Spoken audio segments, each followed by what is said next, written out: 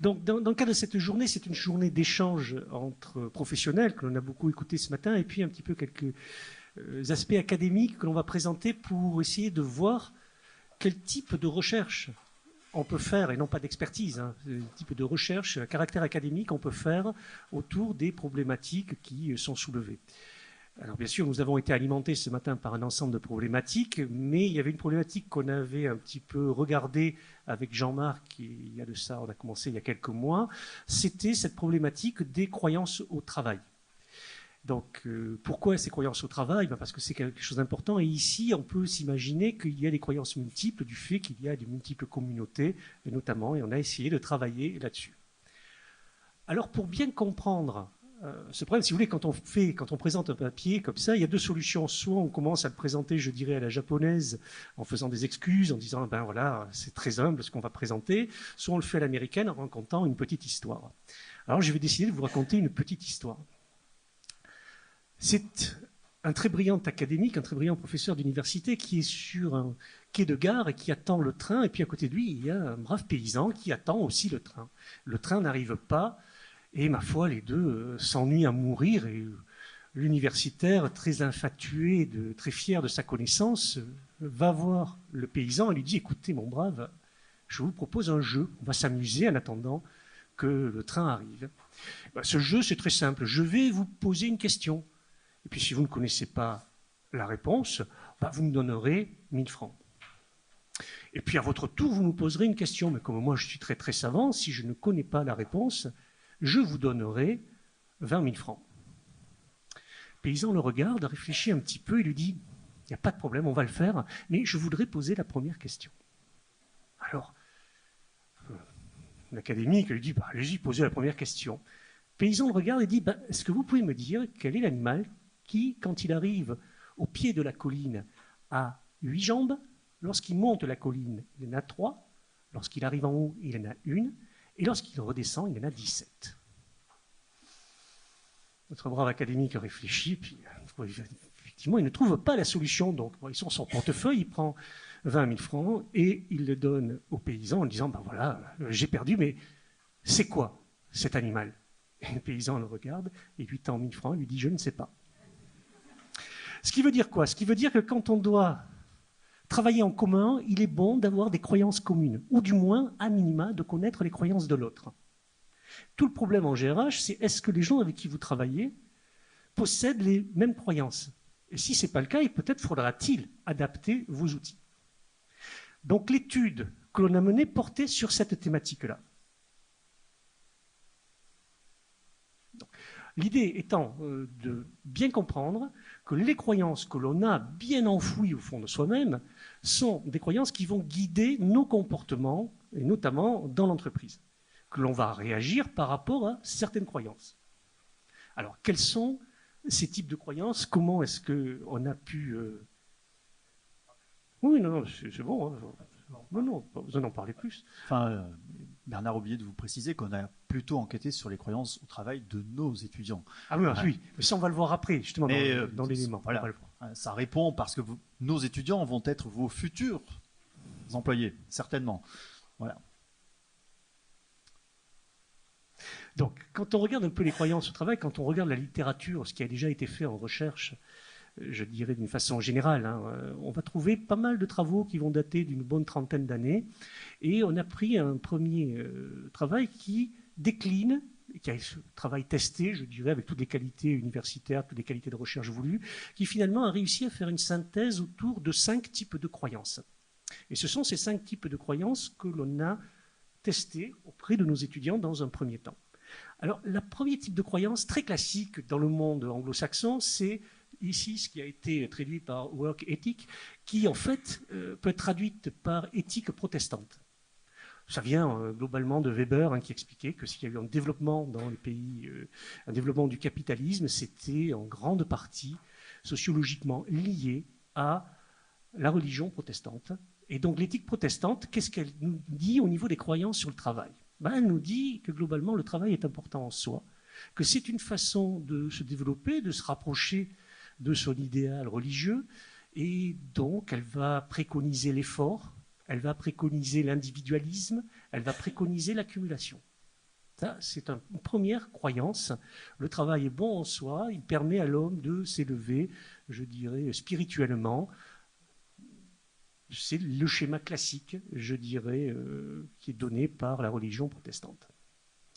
Le deuxième niveau, c'est le niveau, ce qu'on appellera des croyances au système organisationnel. Globalement, qu'est-ce que ça nous dit? Ça nous dit que le travail, c'est bien, ça permet un épanouissement au sein d'un groupe. Ce qui est important, c'est le groupe. On travaille dans un groupe, on y est bien, on progresse à l'intérieur. C'est une vision, une croyance que l'on peut avoir dans le travail. Alors je synthétise, hein, ça peut se développer, mais là je synthétise. Troisième niveau, le niveau marxiste. Le travail, c'est un rapport de force. C'est un rapport de force qui se situe entre l'employeur et l'employé. Donc, à partir de là, si vous voulez, c'est une vision très collective qu'il va y avoir du travail et une vision assez conflictuelle. Autre niveau, c'est la croyance humaniste. La croyance humaniste, par opposition au système organisationnel où on voyait un épanouissement dans le groupe, c'est un épanouissement individuel. Le travail, c'est bien parce que ça me permet d'innover, ça me permet d'être moi-même, ça me permet de m'épanouir et de devenir la personne que j'ai envie de devenir.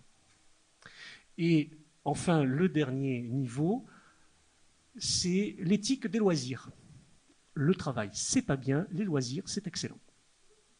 C'est aussi un niveau de croyance que je synthétise de façon amusante, on pourrait là aussi développer, mais c'est un cinquième niveau de croyance. Pour tester ces types de croyances, en fait, on a utilisé plusieurs critères. On peut supposer que les croyances sont différentes entre les hommes et les femmes. C'est un des critères, et effectivement, on a pu constater qu'il y a des écarts entre hommes et femmes. Deuxième critère, la proximité avec une communauté. Alors dans les communautés, on a retenu les Kanaks, les Européens de Nouvelle-Calédonie, les Wallisiens, les Métropolitains, les Asiatiques et Vanuatais ou les autres. Voilà. Ça faisait partie de notre échantillon. Chaque communauté peut en fait préférer une croyance à une autre. Et là, je donne un bémol. Hein. Les gens ne sont pas ou tout l'un ou tout l'autre. On croit tous que les loisirs, c'est bien. D'accord ? On croit tous que le travail en groupe, ça a de la valeur. Bon, à présent, dans la hiérarchie, qu'est-ce qu'on va préférer ? Hein, l'idée, c'est plutôt de hiérarchiser dans cette étude. Donc, critère de la communauté. Après, il y a un autre critère qui est venu, c'est de se dire, la communauté, c'est bien, il y a des cultures différentes, mais est-ce que le lieu de socialisation, c'est-à-dire l'endroit où les gens ont passé leur enfance, ne donne-t-il pas une couleur particulière à la croyance au travail ? Et on a vérifié, les gens qui ont eu leur enfance, donc leur lieu de socialisation en Nouvelle-Calédonie, à Nouméa, est-ce qu'ils ont la même vision que ceux qui ont passé leur enfance en brousse? Est-ce que ces derniers ont la même vision que ceux qui ont passé leur enfance dans les îles ou autre, la métropole? Donc là aussi, des critères qui pourraient peut-être permettre de mieux comprendre ce qui se passe, je dirais, au niveau des populations que vous avez, vous, dans vos entreprises. Donc, je dirais, cette enquête a été faite, en fait, au départ, on l'a pré-testée devant 200, 220 étudiants qui ont gentiment répondu à 45 questions. Je vous donnerai un exemple de questions. Des questions mélangées qui traitaient soit d'une croyance, soit d'une autre. Et en fait, ces questions étaient sur une échelle et donc les réponses ont ensuite été analysées avec des outils statistiques assez performants. Bon, là, je vous ferai cadeau de la technique économétrique, je vous donnerai que les premiers résultats. Donc, 45 questions, et voilà les exemples de questions. En travaillant dur, une personne peut franchir tous les obstacles de la vie. Typiquement, là, on est dans l'éthique protestante.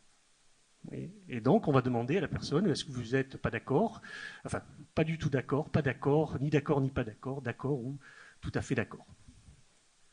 Autre exemple, la direction ne comprend pas les besoins des salariés. Bon, je pense que vous voyez tout de suite à quel type d'éthique on fait allusion. On prend des meilleures décisions en groupe que tout seul. Là, c'est le groupe, système organisationnel. Autant que possible, on doit être dépendant des autres. On doit éviter d'être dépendant des autres. Vision très individualiste, éthique protestante. La tendance actuelle de réduction du temps de travail doit être encouragée. Bon, éthique des loisirs. Le travail peut être porteur de satisfaction. Éthique humaniste. C'est-à-dire, il me permet de me développer moi-même, de m'apporter de la satisfaction. Une personne apprend mieux son travail en essayant de faire par elle-même plutôt que d'écouter les conseils des autres. Tiens donc, serait-on très individualiste, et donc éthique protestante. Et ainsi de suite sur 45 questions mélangées, ce qui permet d'éviter effectivement des réponses un petit peu biaisées. Donc, ces réponses-là, on les a fait tourner et on a obtenu quelques résultats. Et je vais laisser la parole à Jean-Marc sur l'analyse des résultats. Bien, donc sur les résultats, le premier des résultats que l'on a sorti par rapport à notre échantillon d'étudiants, c'est-à-dire les 218 étudiants qui ont pu être collectés, c'est que la dimension humaniste, c'est celle qui en moyenne rassemble l'adhésion du plus grand nombre. Voilà, donc nos étudiants ont une vision humaniste, véritablement marquée par rapport au travail. La vision la moins marquée, qui a le moins recueilli d'adhésion, finalement, c'est a priori l'éthique des loisirs. Donc on a quand même un écart, et puis vous voyez bien la différenciation entre les différents éléments. Donc on a éthique des loisirs, c'est l'adhésion la plus faible, ensuite suivie de l'approche marxiste, éthique protestante au milieu, système organisationnel ensuite, et puis humaniste, qui était véritablement en tête.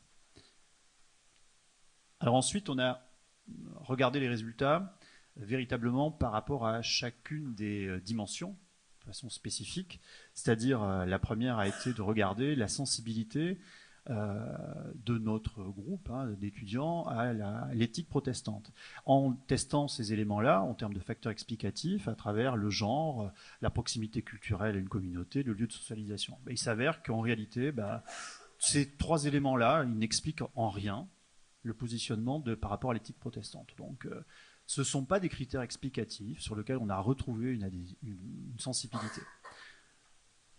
On aurait pu imaginer peut-être autre chose. Ensuite, sur la dimension humaniste, là, il s'est avéré qu'on a une sensibilité pour le genre qui est très significative. C'est-à-dire ici, la dimension humaniste, c'est quelque chose pour lequel on retrouve essentiellement plutôt nos étudiantes, voilà, en la matière, et beaucoup moins nos étudiants. Voilà. Donc c'est assez marqué là-dessus. En revanche, sur la dimension humaniste, rien du point de vue explicatif qui concerne la proximité culturelle d'une communauté ou le lieu de socialisation. Voilà. Ce ne sont pas des facteurs qui ont été explicatifs de cette dimension-là. Ensuite, sur la dimension éthique des loisirs, il y a une très significative, des éléments assez marqués, très significatifs pour la proximité culturelle. Alors là, on essaie d'avoir à peu près l'échelle qui soit présentée. Bien, nos étudiants métropolitains, plutôt très sensibles à cette dimension-là, alors que nos étudiants qui se sont qualifiés autres et qui ont précisé ce qu'ils étaient dans autres, qui était important, voilà, c'était des étudiants étrangers, des étudiants métis, et pour un peu moins pour tout ce qui était européen de Nouvelle-Calédonie et océanien, voilà, on a des éléments qui sont beaucoup moins significatifs. Donc l'échelle qui est présentée. Pour l'éthique des loisirs, que ce soit le genre homme-femme ou le lieu de socialisation, aucun impact. Pas explicatif. Par rapport à la dimension marxiste, donc collectiviste, etc., et un peu conflictuelle, c'est significatif pour le genre. Alors pour le genre, les femmes a priori sont nos étudiantes, on ne va pas généraliser, mais nos étudiantes sont beaucoup plus sensibles à cette dimension-là et expliquent davantage effectivement cette dimension, beaucoup moins pour les hommes. Et ensuite, c'est très significatif pour la proximité culturelle. Donc la population kanak, la population métropolitaine se dispersent véritablement de façon assez marquée. Le lieu de socialisation, aucune explication. Ça ne donne pas d'éléments explicatifs tranchés par rapport à ça, sur notre échantillon. Pour la sensibilité à la dimension système organisationnel, c'est très significatif pour la proximité culturelle. Et là, toutes nos populations d'étudiants océaniens Il a une forte sensibilité. En revanche, pour les métropolitains, beaucoup moins. Pour les deux autres éléments qu'on a testés, le genre et le lieu de socialisation, non explicatif. Alors, on va aller vite pour les conclusions, puisque c'est juste un groupe de nos étudiants, c'est un échantillon. Donc, pour notre échantillon d'étudiants que l'on a examiné, la première des choses, c'est que nos étudiants, ils adhèrent le plus fortement à la dimension humaniste. Voilà. Au niveau du travail, la dimension qui a la plus faible adhésion, c'est la dimension éthique des loisirs. Globalement, nos étudiants, ils ont une vision humaniste du travail. Voilà. Nos étudiants métropolitains, ils sont davantage dans une logique individualiste. Et ils sont sensibles à la dimension loisirs. Nos étudiants océaniens, eux, sont davantage dans une approche collaborative du travail, par rapport au travail. Donc, il y avait la vision marxiste et la vision système organisationnel, donc qui ont cette approche ici collaborative. Et les étudiantes, en particulier, ils sont beaucoup plus sensibles et avec une vision humaniste. Ensuite, la dimension éthique protestante du travail, donc qui place les valeurs du travail au-dessus de tout, tel que vous a expliqué Bernard, ce n'est pas caractérisé significativement par aucun, finalement, des facteurs qu'on a étudiés pour notre échantillon.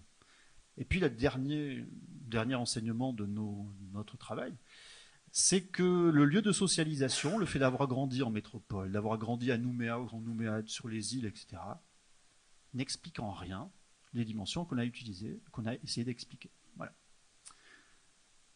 Alors, je vais passer la parole à Bernard pour conclure, après la conclusion, voilà, puisque ce n'est pas fini, c'est une enquête à tiroir, comme on dit. Il y a des prolongations. Bien, quand on a eu testé nos étudiants, on a vu un petit peu ce que donnaient les résultats. On s'est dit maintenant il faut passer à la réalité, on va aller poser des questions aux gens qui sont réellement salariés. Et donc on a fait passer ce questionnaire à environ 400 salariés. Et je tiens à remercier deux entreprises particulièrement, c'est Valais qui nous a permis de passer le questionnaire sur leur bateau, où les gens avaient le temps de le faire. Et c'est aussi EEC qui nous a très gentiment ouvert les portes de leur accueil. Comme les gens attendaient longtemps, ça a permis de faire passer aussi ces questionnaires qui étaient quand même un petit peu longs. Donc on a repris un questionnaire simplifié, on l'a ramené à 30 questions, ça n'occasionnait pas de biais. On a rajouté deux autres dimensions, mais dont on n'a pas le temps de parler ici. Les résultats, donc, on a eu 374 données traitées. Alors là, bien sûr, on a pu regarder effectivement l'effet de l'âge, on peut regarder l'effet de la catégorie socio-professionnelle, l'effet de la formation, ce qu'on ne pouvait pas faire avant. Nos étudiants, ils ont tous entre 20 et 25 ans, ils sont tous étudiants en catégorie socio-professionnelle, donc c'est des critères qui ne rentraient pas en ligne de compte là. On a pu élargir effectivement très fortement le critère. Et alors on a eu, pour juste dire quelques mots, c'est pas encore définitif, on a eu quelques résultats intéressants. On va retrouver un peu les résultats des étudiants, mais pas tout. On a beaucoup de choses qui viennent à contre-pied. Et ça, c'est assez intéressant.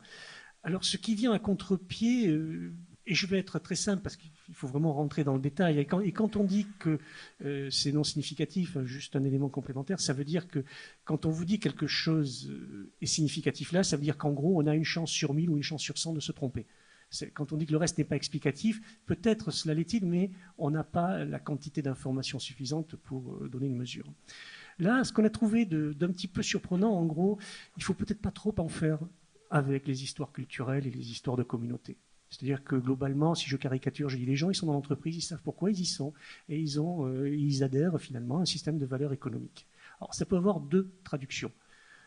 Alors, pour illustrer, si je regarde on a testé un petit peu sur une autre dimension le fait que est-ce que les gens préfèrent s'ajuster à leur communauté ou bien s'élever dans leur communauté. Bon, on s'attendait à avoir un résultat, l'ajustement, être bien dans sa communauté, un résultat plus proche des cultures communautaires, l'autre étant beaucoup plus individualiste. Eh bien, pas de chance. Les ouvriers, les employés, ils veulent, quelle que soit leur origine, ils veulent s'élever dans la hiérarchie sociale, tout simplement, ils veulent progresser. Et que par contre, les gens qui sont proches de la retraite, quelle que soit leur origine, eh bien, ils ont plutôt envie d'être près de la famille, dans leur communauté, etc. Ils n'ont pas envie ils n'ont plus envie sûrement de s'élever au-dessus, je dirais, des autres, de progresser. Donc c'est assez intéressant. Ça veut dire, c'est des contre-pieds un petit peu. Ça veut dire qu'il y a quand même des facteurs économiques qui viennent dominer peut-être des facteurs culturels. Si les facteurs culturels sont passés en dessous, bien ou mal, j'en sais rien. Est-ce que c'est une perte effectivement de valeur? Est-ce que c'est ce monde globalisé qui vient prendre le dessus sur tout? C'est possible que ce soit ça. Mais en tout cas, ce que l'on peut entendre d'une façon générale dans les discours communs à la radio ou quand on écoute les discussions autour des tables de café, ça ne trouve pas sa vérification sur le plan scientifique. Donc voilà, on a quelques éléments comme ça qui sont très intéressants et, à mon avis, qui viennent prendre un peu le contre-pied d'un discours officiel et qui remettent finalement les choses un peu à leur place d'une façon très simple. Voilà un peu ce qu'on a trouvé. On vous donnera les résultats dès qu'on les aura complètement épluchés et mis en forme. Vous retrouverez ça sur un papier, enfin qu'on mettra sur le site du laboratoire, effectivement, où vous aurez le détail de toute l'enquête avec la méthodologie et l'analyse des résultats. Voilà un petit peu ce que l'on peut dire de cette enquête. Je dirais qu'on a mené, qui est finalement intéressante, je pense, puisque ça peut permettre à des responsables d'entreprise d'avoir des cadres un petit peu différents de réflexion, de pouvoir s'attendre et donc de développer peut-être derrière des outils et des moyens plus adaptés à leur population employée. Voilà, je vous remercie. Merci.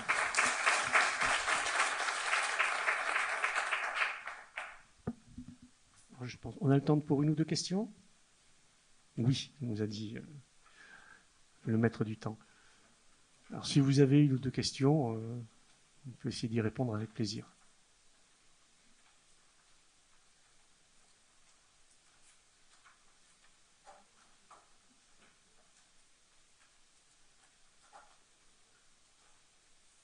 Oui.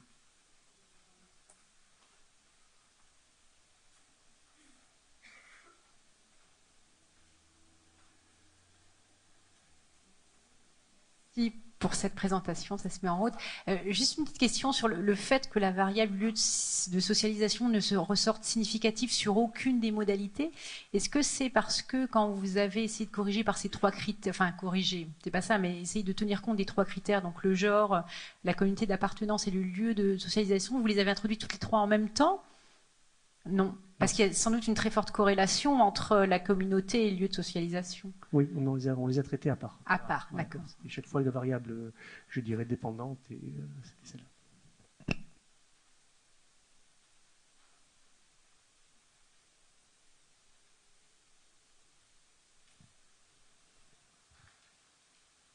Allô? Oui, c'est bon. Peut-être pas dans cette enquête, mais dans le passé ou à l'avenir, il y a trois dimensions sur lesquelles moi j'ai pas mal baroudé et je trouve qu'il y a des écarts d'un endroit à l'autre. Je ne sais pas si vous avez déjà fait des recherches dans ce sens-là. C'est la relation au travail, alors pas d'un point de vue marxiste ou humaniste, mais juste la valeur du travail. C'est la relation au temps et c'est la relation à l'autorité. Alors, c'est pas scientifique ce que je dis, c'est dans la pratique, je vois en fonction des régions que les niveaux de granularité sont très différents. Je ne sais pas si le large ou si l'université a déjà exploré ces dimensions. Merci. Alors, de ma connaissance, non, ce sont des dimensions effectivement à explorer, puisque le rapport au temps entre les différentes communautés peut être différent, effectivement. Le rapport à l'autorité aussi. Donc, c'est effectivement des domaines que l'on n'a pas encore explorés, qui sont des axes d'exploration tout à fait pertinents ici. Tout à fait pertinents. Donc, ça sera pour la suite, ça sera pour les gens qui viendront après continuer les enquêtes, ils pourront effectivement, je dirais, développer ce champ-là. D'autant plus si effectivement ce sont des champs qui émanent, je dirais, de professionnels. C'est-à-dire que je vous rappelle que l'un des intérêts de ce séminaire, c'est pour nous de vous faire réagir et on attend des professionnels qui nous disent, bah tiens, nous ça nous intéresserait d'avoir des idées sur la soumission à l'autorité, sur tel et tel axe, auquel cas derrière on peut mettre en place des protocoles de recherche.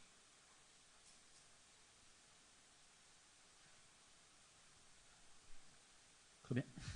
C'est bon, bien, merci.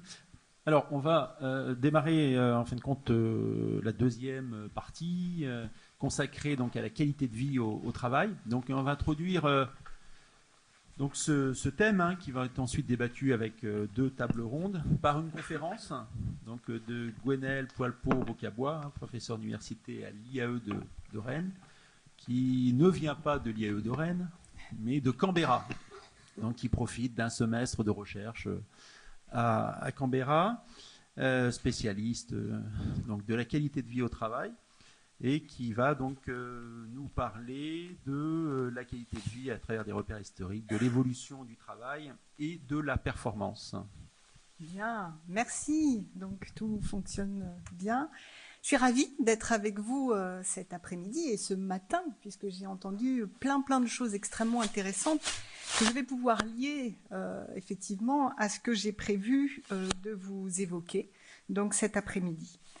Le premier élément, c'est que, alors que le concept de conditions de travail est un concept relativement ancien, on s'aperçoit que cette notion ou ce concept de qualité de vie au travail est relativement récent.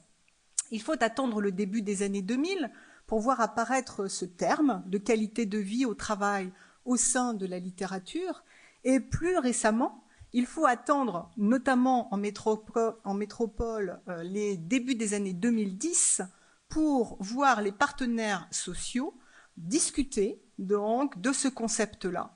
Alors la métropole est marquée par un événement, l'événement de la signature d'un accord interprofessionnel national sur cette thématique de la qualité de vie au travail.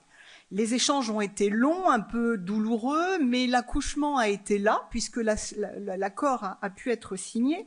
Et dans cet accord, nous trouvons un certain nombre d'éléments extrêmement intéressants. D'abord, concernant la représentation que les partenaires sociaux ont de cette notion de qualité de vie au travail. Alors, ces partenaires nous disent « La notion de qualité de vie au travail renvoie à des éléments multiples, à des éléments relatifs en partie à chacun des salariés, mais également étroitement liés à des éléments objectifs qui structurent l'entreprise. Une dimension individuelle, une dimension collective, une dimension organisationnelle, donc. La qualité de vie au travail peut se concevoir, nous disent-ils et écrivent-ils dans cet accord, comme un sentiment de bien-être. Un sentiment de bien-être au travail perçu collectivement, mais également perçu individuellement. Ce sentiment de bien-être est en lien direct avec une conjonction de différents éléments. Et là, il nous liste toute une série de dimensions qui vont être susceptibles de générer ce sentiment de satisfaction individuelle ou collectif au sein d'une organisation. Alors le premier élément, c'est l'engagement, la qualité de l'engagement de tous à tous les niveaux de l'entreprise. Le deuxième élément, c'est la qualité de l'information partagée. Ce matin, j'ai entendu transparence, notamment de l'information avec les partenaires sociaux. La qualité des relations au travail, la qualité des relations sociales construites sur un dialogue social donc actif. On en a aussi parlé ce matin. La qualité des modalités de mise en œuvre de l'organisation du travail, la qualité du contenu de travail, la qualité de l'environnement physique. Et puis nous quittons un peu cette dimension collective pour arriver sur des problématiques de la qualité de la réalisation personnelle. Est-ce que je peux me réaliser dans le travail ? La possibilité de se développer, nous disent-ils, la possibilité de concilier sa vie personnelle et sa vie professionnelle. À aucun moment ce matin nous n'avons évoqué cette problématique-là, et la problématique de l'égalité professionnelle. Alors, tous ces échanges ont amené la dimension conceptuelle plurifactorielle, c'est-à-dire que nous sommes là face à un concept qui va être déterminé par une multitude de dimensions, qui bien évidemment, ces dimensions vont être interreliées les unes aux autres. Alors ces partenaires sociaux nous disent également, et ça c'est un élément extrêmement intéressant, que cette qualité de vie au travail va contribuer à la compétitivité des entreprises, va contribuer à la performance des entreprises. et cela, quelle que soit l'entreprise. Alors, cet aparté étant fait, mon objectif ici est véritablement de vous démontrer la nécessité de mettre ce concept de qualité de vie au travail au cœur des organisations. Cette nécessité, tout simplement, pour renforcer la performance des entreprises, pour renforcer cette notion de compétitivité des entreprises. Alors, cet objectif étant posé, je vais développer une idée essentielle. Intégrer cette qualité de vie au travail dans les organisations est, selon moi et selon un certain nombre d'auteurs et d'entreprises qui se sont ralliés à cette idée, est le seul moyen, cette qualité de vie au travail, de rétablir l'équilibre du contrat social entre les salariés et les employeurs. Je vais donc développer cette notion de contrat social, cet équilibre de contrat social qui va conditionner la performance au sein de nos organisations. 3 arguments vont être présentés pour tenter de vous persuader de la nécessité d'intégrer cette qualité de vie au travail afin de rééquilibrer ce contrat social et de garantir la performance. Le premier argument que je souhaite développer, c'est que nous avons besoin de remettre en cause un contrat social existant encore aujourd'hui dans une multitude d'entreprises qui peut être qualifié de contrat social traditionnel. Ce contrat social traditionnel est basé sur des principes d'organisation du travail que l'on a qualifiés d'organisation scientifique du travail, et basé également sur une vision extrêmement économique et mécaniste de l'entreprise. Premier argument, donc, nous avons à remettre en cause ce contrat social-là. Deuxième argument, nous avons à le remettre en cause tout simplement parce que ce contrat social ne permet plus la performance aujourd'hui de nos entreprises. Ce qui nous permet d'évaluer cette non-performance, c'est une multitude de coûts cachés dans l'entreprise. Des coûts économiques que l'on a cités ce matin, des problématiques de productivité, donc des problématiques de compétitivité, mais également des indicateurs sociaux que vous avez aussi évoqués ce matin, des indicateurs tels que l'absentéisme, des indicateurs tels que l'infidélité des salariés à l'entreprise, des indicateurs tels que les accidents du travail, des indicateurs tels que les maladies professionnelles, en bref, une multitude de coûts donc qui sont présents aujourd'hui à partir du moment où on souhaite un petit peu les évaluer, parce que beaucoup d'entreprises ne souhaitent pas le faire, parce que c'est un petit peu trop douloureux, n'est-ce pas, quand on commence à mettre quelques chiffres face à ces différents mots. Infidélité, etc., etc. Pourquoi est-ce que ça ne marche plus ? Pourquoi est-ce que ce modèle traditionnel ne fonctionne plus ? Eh bien, les causes essentielles de ces coûts cachés, les causes essentielles de cette non-performance du contrat social traditionnel, c'est tout simplement l'évolution du monde. C'est tout simplement l'évolution de l'environnement dans lequel se trouve l'entreprise. Je vais évoquer l'environnement économique, on en a parlé ce matin, l'environnement technologique, l'environnement social, qui remet en cause les règles du jeu donc, de ce modèle traditionnel. Le troisième argument sera, il nous faut être innovant, il nous faut trouver un autre contrat social, il nous faut construire ce contrat social, l'adapter en fonction des territoires sur lesquels nous pouvons être, de manière à être en cohérence, n'est-ce pas, avec les caractéristiques de ce territoire. Ce contrat social nouveau, renouvelé, moderne, on utilisera le mot que l'on souhaite, va être basé sur des principes complètement opposés à ce que nous évoquerons dans le modèle traditionnel, c'est-à-dire le modèle économique, mécaniste, organisation scientifique du travail, puisque là, je vais évoquer des principes humanistes, je vais évoquer des principes de responsabilité, la notion de responsabilité sociale d'une organisation, par exemple. Et dans ce modèle-là, dans ces principes-là, ces principes humanistes, ces principes de responsabilité, la qualité de vie au travail est au cœur de nos organisations. Donc c'est parce que nous sommes dans ce nouveau modèle, nous allons et nous construisons ce nouveau modèle, que cette notion de qualité de vie au travail est centrale dans nos échanges au sein des organisations. Donc, 3 arguments que je vais tenter de développer vite parce que je suis un peu contrainte par le temps. Premier argument, ce contrat social traditionnel. Alors ce contrat social traditionnel, nous le connaissons tous, nous avons tous en tête une entreprise qui fonctionne encore aujourd'hui sur cette logique-là.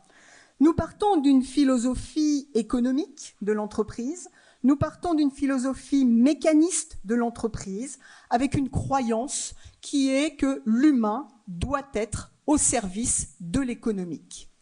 L'humain doit être au service de l'économique et pour cela, nous allons construire une organisation avec un objectif prioritaire, un objectif permanent, un objectif de court terme. Nous nous situons là dans un champ temporel de court terme. Cet objectif, c'est la maximisation du profit, donc je dirais en continu. Pour être en capacité d'être dans ces logiques d'optimisation, l'organisation du travail va être conçue sur des principes mécanismes que j'évoquais, avec des auteurs qui ont été à l'initiative du développement de ces principes-là. Je cite Taylor, je cite Ford, nous sommes là à la fin du 19e et au début du 20e siècle. Alors, effectivement, ces auteurs-là nous disent qu'il est facile d'arriver à cette maximisation de profit par le simple fait d'organiser l'entreprise d'une manière optimale. Et notamment, l'un je dirais, des principes qui vont permettre cette optimisation, c'est la division verticale du travail, en séparant l'entreprise en 2 populations. On va avoir d'un côté ceux qui vont concevoir le travail, ceux qui vont planifier le travail, ceux qui vont mettre leur intelligence au cœur de l'organisation. Nous allons le qualifier à cette période-là de col blanc, et puis les autres qui vont exécuter ce que d'autres auront pensé comme étant donc des modes de fonctionnement optimaux. Et donc là nous allons les appeler les cols bleus. Je refais un petit peu l'histoire très très rapidement. Première donc caractéristique, cette division verticale du travail. Deuxième caractéristique, c'est la division horizontale du travail. Pour être efficace, nous dit Taylor, il faut segmenter le processus de production en une multitude de postes de travail différents. Pour chacun de ces postes, nous allons identifier quelques tâches que nous allons chronométrer, que nous allons rendre optimales parce qu'elles vont être simples à exécuter, elles vont pouvoir se faire rapidement et de manière répétitive. Donc c'est le travail à la chaîne, entre guillemets. Je vous renvoie au film de Charlot, Les temps modernes, qui décrit tout ce mécanisme-là. Troisième élément de cette organisation scientifique du travail, c'est une structure hiérarchique extrêmement pyramidale, avec un nombre de niveaux hiérarchiques extrêmement élevé au fur et à mesure que l'entreprise embauche, avec une centralisation de la prise de décision, une centralisation du pouvoir au plus haut niveau de cette organisation. Donc, cette recherche d'optimalité, cette recherche de maximisation du profit se fait par cette organisation du travail mécaniste que l'on considère comme étant optimale. À cela, on va ajouter dans ce contrat social une perspective extrêmement économique du facteur humain. Et d'ailleurs, j'utilise ce mot de facteur humain. Lorsque l'on va parler du salarié, de l'individu, nous allons parler du facteur humain. Cet individu est avant toute chose vu comme une force de travail interchangeable sur un marché particulier qu'est le marché du travail. Nous avons une perception d'un travailleur universel, c'est-à-dire qu'un travailleur facilement remplaçable. Donc, il suffit d'aller sur le marché du travail pour aller chercher l'individu dont l'entreprise a besoin à un moment donné dans l'organisation. Puisque j'ai cette croyance-là, bien évidemment, il n'est absolument pas nécessaire de former l'individu. Puisque je sais, moi, chef d'entreprise, que sur le marché du travail, il y aura forcément l'individu dont j'ai besoin. Donc la formation n'est absolument pas au cœur de ce modèle donc traditionnel. Au contraire, je vais être là dans un modèle où je prends l'individu dont j'ai besoin et puis quand j'en ai plus besoin, eh bien tant pis, finalement je vais m'en séparer. Deuxième élément, cette perspective économique nous amène à une vision du travailleur universel qui, en apparence, est un travailleur neutre, est un travailleur asexué. Mais lorsque je regarde les pratiques, on s'aperçoit que finalement cette universalité est essentiellement liée à un référent implicite. Le référent implicite, c'est le salarié masculin, important dans ce modèle traditionnel, et le salarié entre deux âges, pas trop jeune, pas trop vieux non plus, parce qu'il doit être valide, il doit être en bonne santé pour répondre donc à cette organisation du travail qui physiquement est extrêmement, je dirais, importante. Ce qui nous amène dans ces entreprises-là à mettre de côté les individus qui ne répondent pas à ce standard-là. Ce matin, j'étais très intéressée de constater que dans les demandeurs d'emploi, par exemple, nous avions une très forte proportion de femmes et de jeunes. Donc, on est loin de ce modèle masculin, de ce modèle, etc. Entre deux âges, etc. Troisième élément, cette perception économique du facteur humain nous amène à une représentation de la main-d'œuvre flâneuse. Taylor nous dit la flânerie des ouvriers.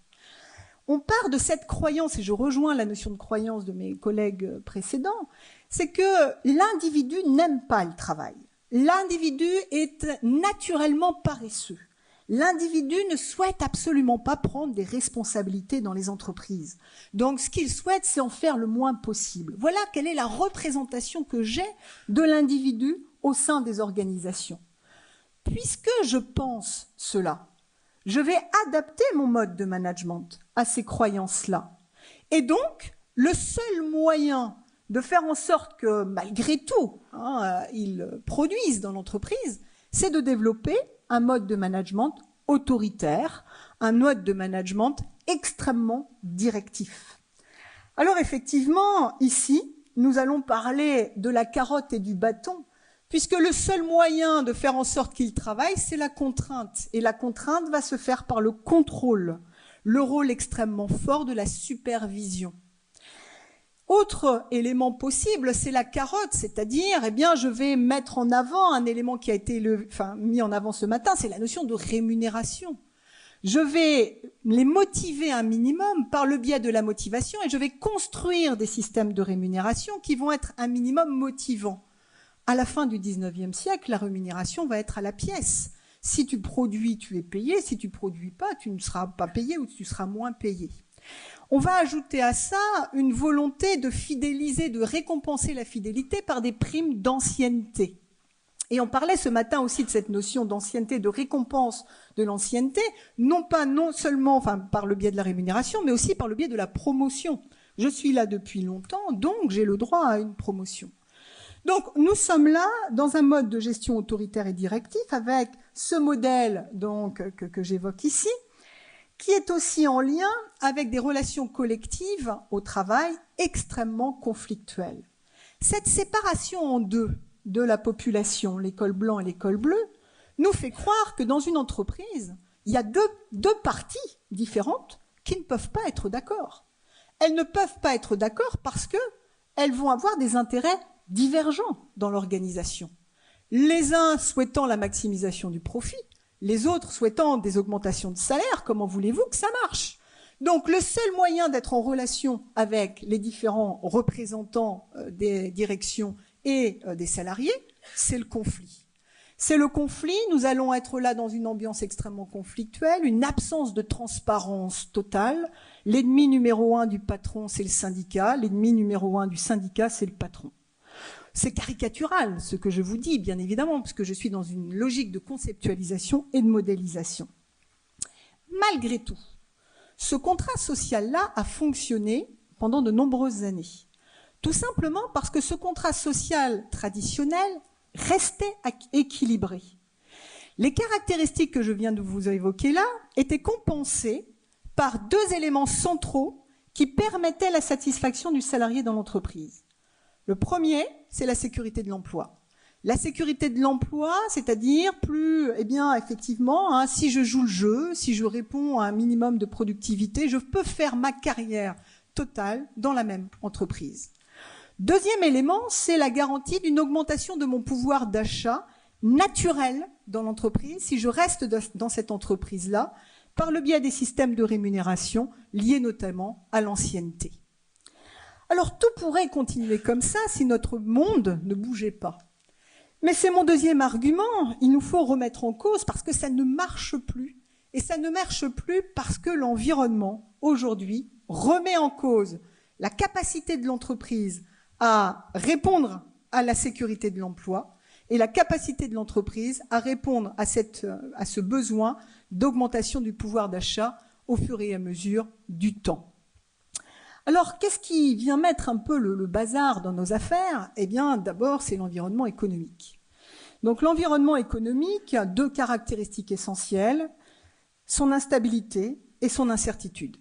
Donc, on est là, ici, dans un environnement économique instable, on est dans un environnement économique incertain, qui remet en cause la stabilité de l'emploi, qui remet en cause la croissance mécanique du pouvoir d'achat.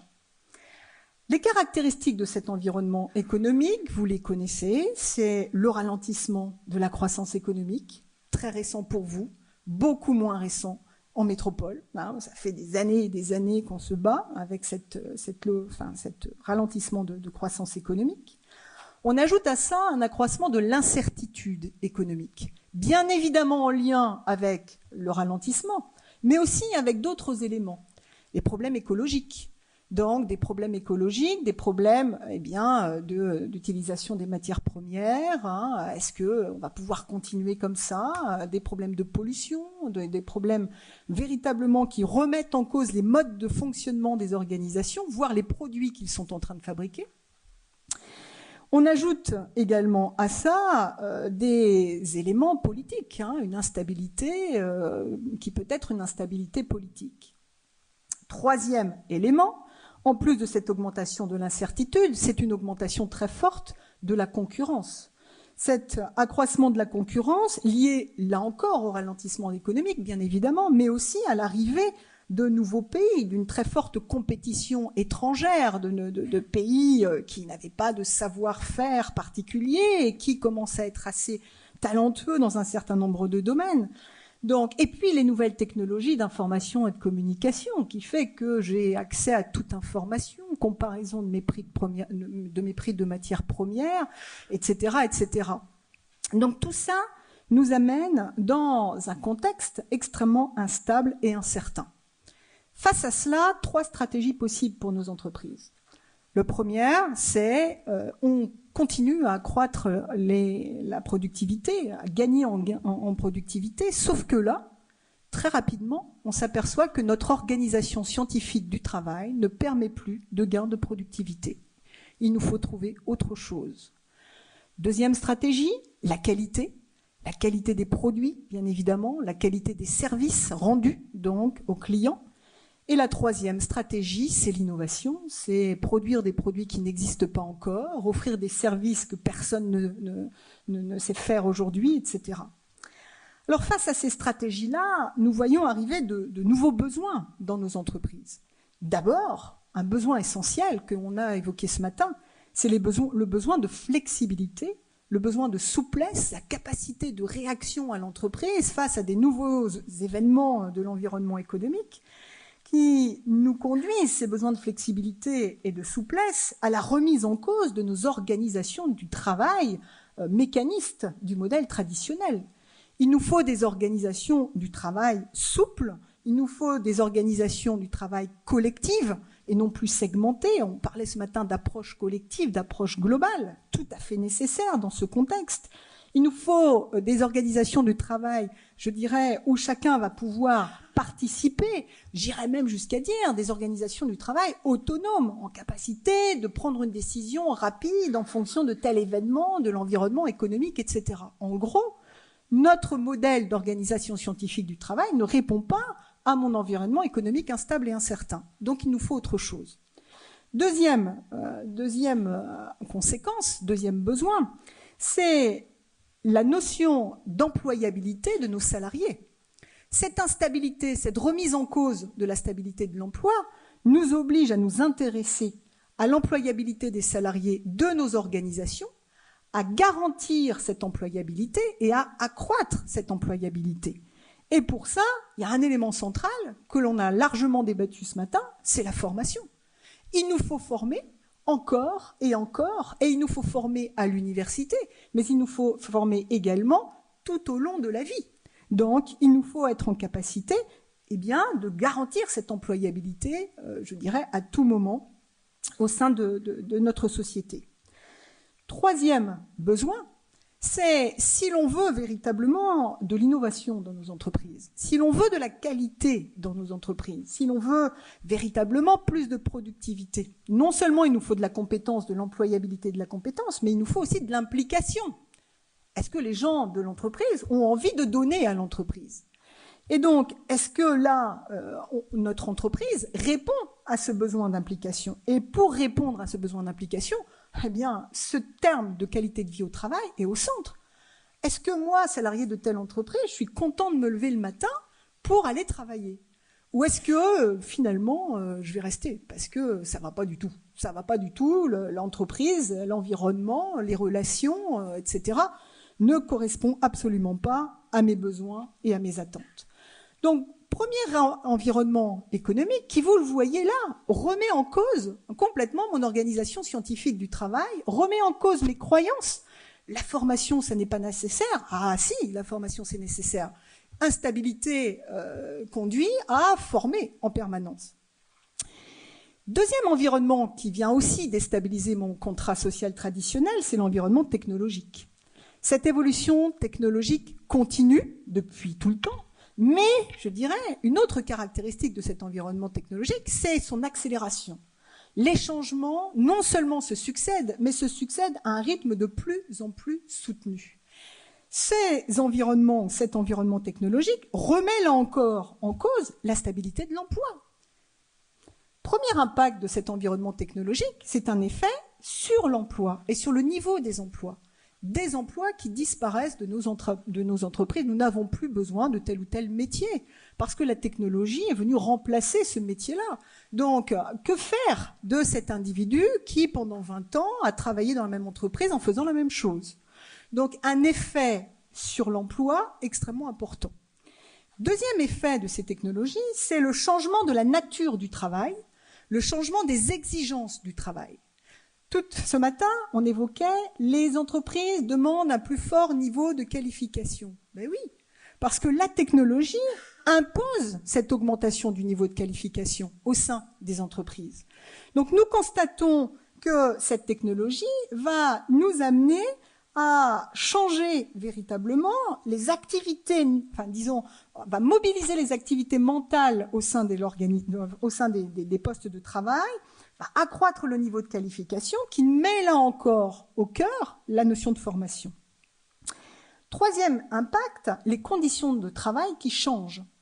Conditions de travail physiques qui sont améliorées par l'entreprise technologique. Par contre, l'arrivée de nouvelles formes de pénibilité au travail liées à cette suractivité mentale qui va nous amener à parler des risques psychosociaux, les RPS, le stress dans l'entreprise, donc cette pression du temps, nous avons tous à gérer nos dizaines et dizaines de mails par jour, chacun des envoyeurs attendant une réponse immédiate, donc tout ça nous met dans un contexte nouveau où cette pression du temps est de plus en plus importante.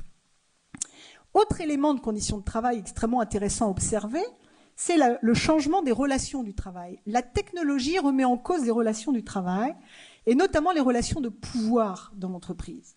Dans mon entreprise traditionnelle, le pouvoir est lié à la structure pyramidale de l'entreprise. Plus je suis haut, plus j'ai du pouvoir, plus j'ai de l'autorité sur celui qui est en dessous. La technologie vient mettre le bazar dans cette pyramide parce que la technologie donne du pouvoir à celui qui la maîtrise. Sauf que la technologie ne respecte pas ma pyramide traditionnelle. Et je vais avoir des postes extrêmement technologiques au plus bas niveau de cette pyramide-là.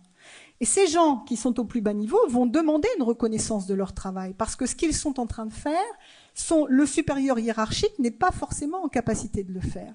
Et donc on va voir là des remises en cause du pouvoir et de l'autorité basées uniquement sur cette pyramide-là pour aller vers un besoin de reconnaissance d'une autorité basé sur la compétence réelle des individus.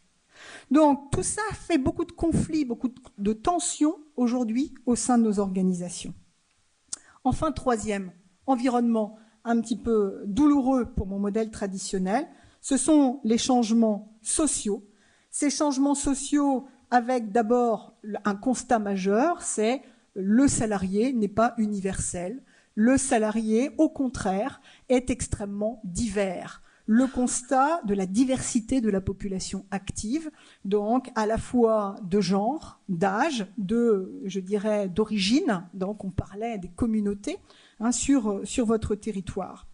Deuxième constat, c'est des valeurs qui changent, des croyances qui changent, et un rapport au travail qui change aujourd'hui par rapport aux générations précédentes, donc qui va amener des individus dans le cadre du travail à revendiquer un certain nombre de leurs besoins. Le besoin de se réaliser au travail, le besoin de s'épanouir au travail, le besoin de pouvoir concilier sa vie professionnelle et sa vie personnelle, le besoin d'être considéré, d'être respecté. On parlait ce matin du respect. Oui, en tant qu'individu, je souhaite être respecté en tant que citoyen, mais aussi en tant que salarié, dans ma relation avec mon superviseur, etc., etc. Tous ces changements viennent donc remettre en cause le contrat social traditionnel et imposent donc de trouver un autre modèle. Nous voyons bien là que ces changements créent un déséquilibre dans mon contrat social traditionnel. Cette entreprise ne pouvant pas répondre à la stabilité de l'emploi, eh bien, le comportement de l'individu va changer. Je n'ai pas d'équilibre entre la contribution et la rétribution, je m'absente, je m'en vais, j'en fais le moins possible, je ne suis pas productif, etc. Voire même, je vais dénigrer mon entreprise sur les réseaux sociaux. Donc là, au grand drame, n'est-ce pas, des chefs d'entreprise. Alors, comment construire autre chose ? Comment construire autre chose ? Quel équilibre pouvons-nous trouver ? Quel nouveau type de contrat social ? Ce que je vous propose là existe déjà dans une multitude d'entreprises et ce matin, j'ai entendu des entreprises qui étaient dans cette philosophie-là. Une philosophie humaniste, une philosophie responsable de l'entreprise, une philosophie où l'on conçoit que l'économique est au service de l'humain. Alors, dans cette entreprise-là, l'objectif prioritaire de l'organisation, c'est la pérennité de l'entreprise. Ça n'est pas l'optimisation du profit, c'est être encore demain présent dans cet environnement extrêmement instable et incertain que j'ai cité tout à l'heure. C'est-à-dire que la perspective temporelle qui est la nôtre dans ce modèle-là n'est pas une perspective de court terme, mais est une perspective de moyen et de long terme. Pour arriver à cet objectif-là, l'entreprise va se mettre en quête d'adaptation permanente à son environnement. Je vais être là dans une logique de veille, je vais être là dans une logique d'anticipation, d'observation, de l'évolution de cet environnement, on parlait tout à l'heure de stratégie, donc me mettre dans cette logique stratégique, quel est le projet de l'entreprise, quelles sont les valeurs de l'entreprise, qu'est-ce que je vais mettre en place pour aller vers cet objectif de moyen terme qui est le nôtre, qui est partagé par une communauté de valeurs, et je vous renvoie à ce qui était évoqué ce matin sur la dimension de valeurs. Cette adaptation permanente, elle va me faire accepter une rentabilité qui ne sera pas optimale, mais qui sera acceptable, parce que pour rendre cette adaptabilité nécessaire, il me faut investir beaucoup, donc il faut prévoir l'avenir, donc je vais investir, et il me faut récompenser. Pour garantir l'implication de mes salariés, il me faut récompenser par des systèmes de partage des bénéfices de l'organisation, par des systèmes de rémunération, de participation, d'intéressement, etc., etc. Deuxième caractéristique, pour atteindre cet objectif de pérennité, il me faut une entreprise souple, il me faut une entreprise flexible qui va nous amener à un aplatissement des structures hiérarchiques, des structures qui prennent trop de temps, le temps que ça monte, ça descend, qu'on prenne une décision au plus haut niveau, etc. Tout ça fait que à côté, ils continuent à travailler. Donc là, je vais revoir tout ça. Je vais décentraliser le pouvoir, la prise de décision, je vais développer des approches collectives de travail, je vais mettre en place des groupes de travail autonomes. Donc, on se met autour de la table, on discute, on met en avant nos objectifs prioritaires, etc. Enfin, troisième caractéristique, c'est une entreprise ouverte. Une entreprise, je disais, qui est en veille permanente, mais qui va se mettre dans une posture de partenariat. Tout seul, je ne peux rien dans ce monde qui change. Donc, je vais être dans cette recherche de partenariat sur un territoire donné, donc qui peut être un territoire géographique, mais qui peut être aussi en lien avec des compétences spécifiques. Je vais faire du partage de compétences sur un métier donné, donc alors qu'une entreprise sera en France, une autre aux États-Unis, mais je serai dans cette démarche partenariale. Deuxième caractéristique, au-delà de cet objectif prioritaire, c'est une prise de conscience de l'importance des individus au sein de l'organisation qui va nous conduire à une considération très forte des individus au travail.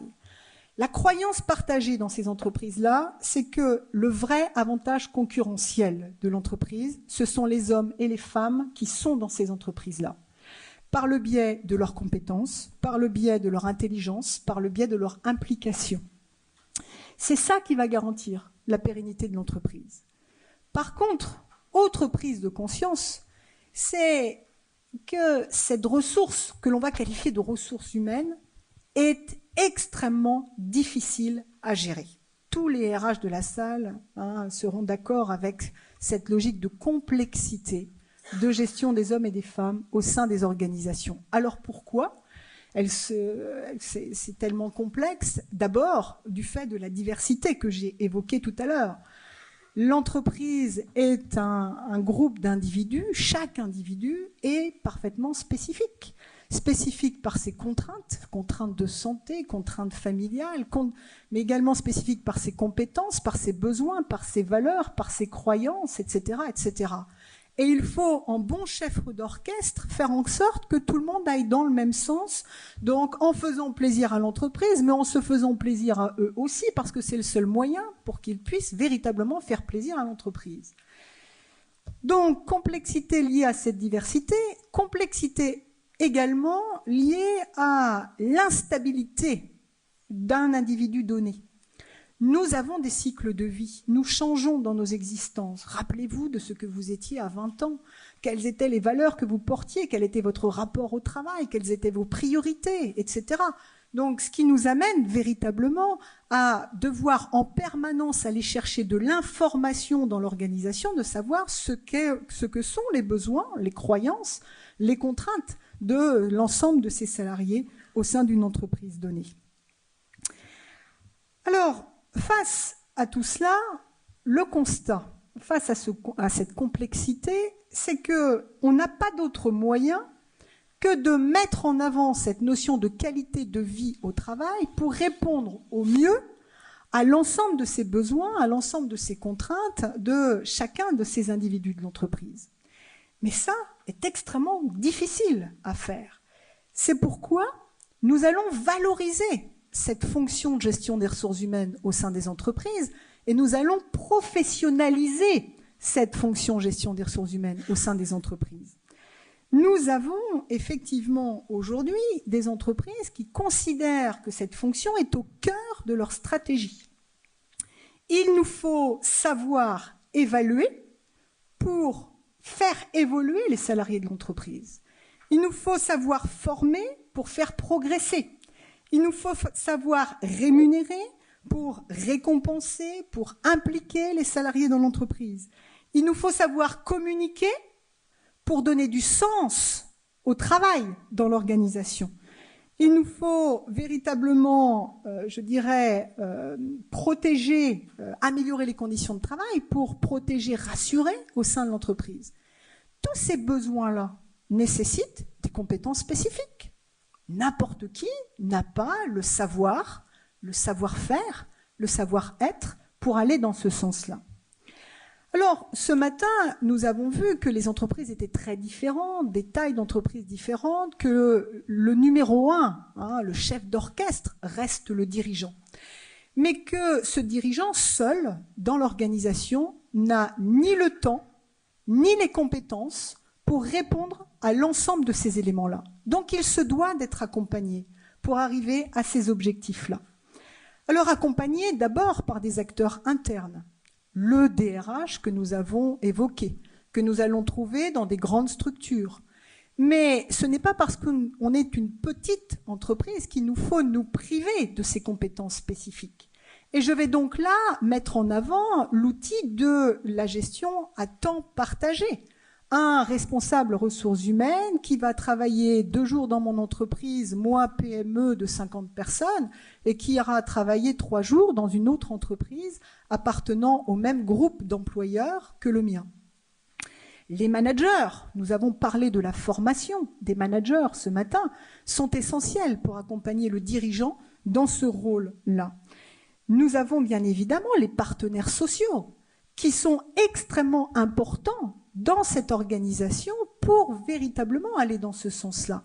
Ces partenaires sociaux qui doivent être formés, bien évidemment, à ce rôle et qui doivent être dans une logique de coopération, qui doivent être dans une logique, je dirais, de faire progresser l'entreprise au lieu d'être dans des logiques d'opposition donc, que j'évoquais dans mon modèle numéro 1. Je peux aussi sortir de l'entreprise et aller chercher des acteurs externes pour tout cela. Et ce matin, nous avons entendu l'Institut des relations sociales, la Caisse de protection sociale, la Direction du travail, des universitaires qui sont véritablement des acteurs qui vont faire évoluer l'organisation. Nous n'arriverons pas à faire face à cette instabilité, à tous ces changements en restant seuls. Seule cette approche collective, cette approche de partenariat nous permettra véritablement d'avancer sur ces thématiques-là.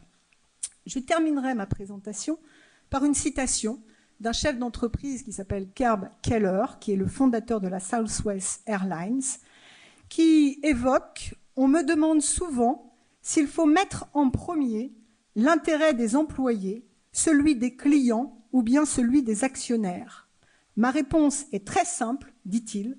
Ce sont les intérêts des employés qui doivent arriver en premier. Si vraiment vous traitez vos employés de cette façon, ils traiteront les clients de façon convenable, les clients reviendront à vous et c'est ce qui rendra vos actionnaires heureux. » Merci de votre attention.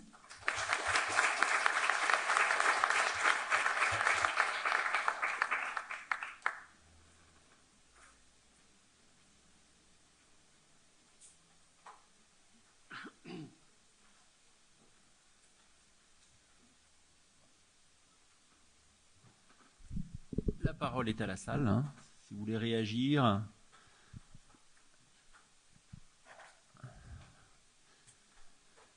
Question.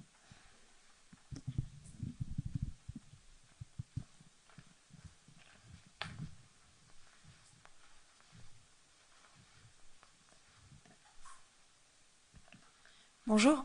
Je voulais vous remercier vraiment pour votre intervention qui était vraiment très claire. Par rapport à ce que vous dites, c'est vrai que moi je suis dans un secteur finalement où économiquement on n'a pas de gros enjeux parce que finalement on est très cadré finalement par rapport à notre tarification. C'est une maison de retraite. Et par contre, c'est vrai que je voulais vous remercier d'avoir soulevé la notion du client finalement, où à partir du moment où il y a du bien-être au travail des salariés, même si c'est pas toujours évident d'y parvenir en tant que manager, on arrive derrière à avoir la satisfaction, nous, de nos résidents qui sont aussi nos clients. Par contre, c'est vrai que vous parlez des managers et des DRH, et je voulais juste souligner que c'était très très épuisant pour les managers et les DRH, vous l'avez un petit peu soulevé, mais de vouloir en effet répondre en permanence finalement à ces demandes permanentes des salariés justifiés auxquelles on essaye de répondre, on essaye d'adapter l'organisation, on essaye de faire plein de choses. On a aussi les syndicats à côté, etc. Et que derrière, c'est extrêmement épuisant pour les DRH et les directeurs. Voilà. Ouais. Ouais, tout à fait. Alors, ce monde du soin, et ça marche pas ? Si. Ce monde du soin est d'autant plus intéressant à analyser, c'est qu'on se rend compte effectivement, et je pense que vous l'avez vécu, lorsque nos salariés dans ces mondes-là ne vont pas bien, ils peuvent devenir maltraitants. Et donc là, on arrive à des problématiques. Alors parfois, dans une entreprise industrielle, le produit n'est pas bon. Bon, le produit n'est pas bon, c'est pas grave. Là, lorsqu'on a des salariés maltraitants ou des salariés qui vont faire des erreurs qui vont conduire au décès d'un patient, par exemple, les conséquences pour l'entreprise sont catastrophiques. Donc, il faut véritablement mettre cette notion de qualité de vie au cœur de ces organisations où les risques sont extrêmement élevés. Donc, effectivement. Et je vous rejoins complètement sur la difficulté de ce métier et le besoin d'être accompagné, la nécessité d'être dans des structures telles que la NDRH pour se lâcher, parce que le conjoint, il en a un peu ras-le-bol en plus, qu'en rentrant du boulot, on peut se dire ah, mon métier est difficile. Là, on n'en parle plus, parce que là, ça devient compliqué dans la conciliation vie personnelle et vie professionnelle. Donc, je dirais, les réseaux, hein, je parlais de partenariats, de réseaux, etc., tous ces réseaux professionnels où on peut se lâcher, se dire, voilà moi ce qui m'arrive, et que le copain d'à côté dise, ah bah dis donc j'ai le même, donc comment t'as fait, est essentiel, véritablement.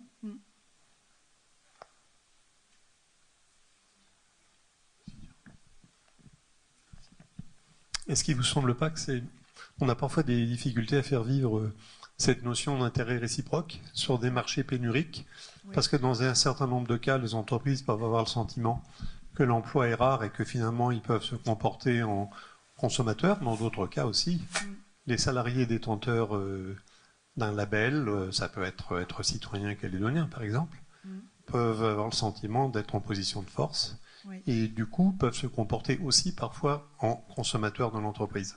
Donc la difficulté à ressentir que l'intérêt est partagé est quand même, je crois, parfois difficile à faire passer, d'autant plus que beaucoup d'entreprises ne se sont pas gênées vis-à-vis de compétences parfois rares et précieuses, de s'en séparer lorsque l'intérêt exclusivement économique le rendait nécessaire. Oui. Alors, ce que vous mettez en avant, c'est la notion de rapport de confiance, c'est-à-dire qu'effectivement, dès que ça ne va pas, on nous met dehors, donc ne nous demandez pas de nous engager quand vous avez besoin. Donc, ce rapport de confiance, il se construit dans le temps. Et c'est pour ça que la dimension de champ temporel est importante. Dès qu'on est uniquement dans du très court terme, on voit qu'on peut faire plein de bêtises, parce que ce très court terme, il passe, et l'évolution du monde, il continue, et les changements économiques font que, là, j'ai pas besoin, mais demain, j'ai besoin. Alors, moi, je crois que quand on n'a pas besoin de ces salariés pour les 3 prochaines semaines, il y a un truc super à faire, c'est les former.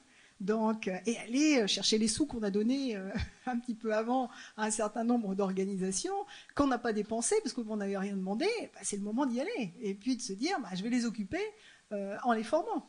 Donc, cette logique de moyen terme, là, nous permet de revenir dans cette relation d'équilibre et ce rapport de confiance tout à fait nécessaire dans l'entreprise. Bonjour. Un petit peu de mal. Vous avez abordé la qualité de vie au travail et on s'aperçoit aussi qu'il y a une nouvelle organisation du temps de travail oui. Pour pouvoir intégrer cette qualité de vie du salarié. Le salarié, nos civilisations ont évolué, il y a beaucoup de familles séparées, etc. Et du coup, les horaires ne sont plus imposés, mais de plus en plus, on arrive à des modèles où on a une charge de travail et on va tenir compte des contraintes du salarié, ces contraintes personnelles, pour déverrouiller pour lui en imposer le moins possible, si je puis dire. Et du coup, on facilite. On peut demander autre chose. Si on accepte de quelqu'un arrive un quart d'heure en retard le matin, il n'est plus en retard. Et du coup, il fera une demi-heure de plus ce soir sans problème. Et on arrive à d'autres modèles d'organisation. Oui. Je ne sais pas si vous voyez ça émerger aussi. Moi, je le vois par rapport à mon travail. Ah oui, complètement. Donc là, on a un excellent outil sur cette flexibilité du temps de travail qui peut être couplé d'ailleurs à un autre outil qui est le télétravail, c'est-à-dire sortir de cette logique où si le salarié n'est pas visible, il n'est pas productif. Donc ce besoin de contrôle que l'on a sur les salariés. Donc ça doit exploser parce qu'aujourd'hui, effectivement, pourquoi, alors là sur votre territoire peut-être un peu moins, mais je vois pour la région parisienne, pourquoi faire 1h30 de transport chaque jour de la semaine, alors qu'en restant chez moi, je gagne 3 heures de ma journée, beaucoup moins de fatigue et je suis beaucoup plus productif. Donc on est là véritablement dans petit à petit, on remet en cause des standards, Mais c'est très long parce que on voit que ce modèle traditionnel est très présent encore. Le besoin de surveiller, le besoin de contrôler, etc. est très présent aujourd'hui. Le besoin de décider. Je suis ton chef, je vais te dire à quelle heure tu dois arriver le matin. Donc, même s'il n'y a rien à faire, mais il faut même venir. s'il n'y a rien à faire. Et je dirais même cette culture du présentéisme, c'est-à-dire il n'y a rien à faire, mais c'est bien de rester dans l'entreprise tard le soir. Donc, je vais traîner dans les couloirs, je vais aller papoter à droite et à gauche, alors même que mes enfants sont encore à la garderie, que mon conjoint m'attend, etc., etc. Donc, être dans cette logique je dirais, de performance individuelle, d'efficacité individuelle, et non pas de présentéisme dans l'entreprise. Tout à fait. Merci. Dernière question. Oui. Merci pour votre intervention. Moi, j'étais pas là ce matin, mais sinon, ce que j'ai suivi là cet après-midi. Donc, vous remercier parce qu'on dirait que ce que vous dites, enfin, ce qui retient mon attention, c'est le contrat, le type de contrat social. Il y a le traditionnel et le nouveau. Maintenant, la question que je voudrais poser, c'est les modalités. Oui. Comment est-ce qu'on enclenche? Oui. Est-ce que c'est à l'intérieur de l'entreprise à travers les instances de IRP qui peut être des leviers, qui peut être des espaces où ensemble on chemine? Et puis vous parlez tout à l'heure des expériences, ou est-ce que c'est l'instance du dialogue social qui va enclencher cette machine-là? Parce que, je dis, pour le contexte de Nouvelle-Calédonie, effectivement, nous avons besoin de cheminer vers cette nouvelle relation, du moins dans les entreprises, et une meilleure performance, une meilleure prise en compte de ce que vous avez dit tout à l'heure par rapport aux travailleurs. Oui. Donc, moi, je voulais dire merci encore pour l'analyse, et puis saluer le travail que l'université met en place, parce que juste avant votre intervention, on parlait tout à l'heure des croyances, des références que chacun a. Et ici en Calédonie, voilà. Oui. Donc, merci beaucoup. Merci pour votre question. Alors, effectivement, je crois que je fais court. Donc, une personne seule n'y arrivera pas dans une entreprise donnée. Le collectif y arrivera. Et le collectif, c'est bien évidemment d'abord la direction, le pilote. C'est la direction qui pilote l'entreprise, avec l'aide d'un certain nombre d'acteurs. Mais si la direction n'est pas convaincue qu'il faut aller vers ce contrat social-là, mes DRH vont s'épuiser. Parce que eux, souvent, sont convaincus. Mais là-haut, souvent, les gens me disent, non, faut que je t'envoie mon chef, qu'est-ce que tu veux que je fasse à mon niveau? Donc, tant que là, culturellement, il n'y aura pas eu la prise de conscience. Et par contre, là où les DRH peuvent être extrêmement aidants, c'est dans le calcul des coûts cachés. C'est-à-dire, voilà combien ça coûte l'absence, voilà combien ça coûte l'accident du travail, voilà combien ça coûte l'infidélité. Donc, ces recrutements que j'ai à faire tous les 2 ans, tous les 2 ans, etc. Il nous faut des chiffres, il nous faut du contrôle de gestion sociale. Parce que là, les petits yeux de mon dirigeant, ils commencent à pétiller un peu. Donc, dès qu'on commence à parler sous, c'est un argument à développer. Dans certaines entreprises, je n'aurais pas besoin de faire ça. Dans d'autres, c'est nécessaire de le faire. Ouais. Et il faut être en capacité de le faire.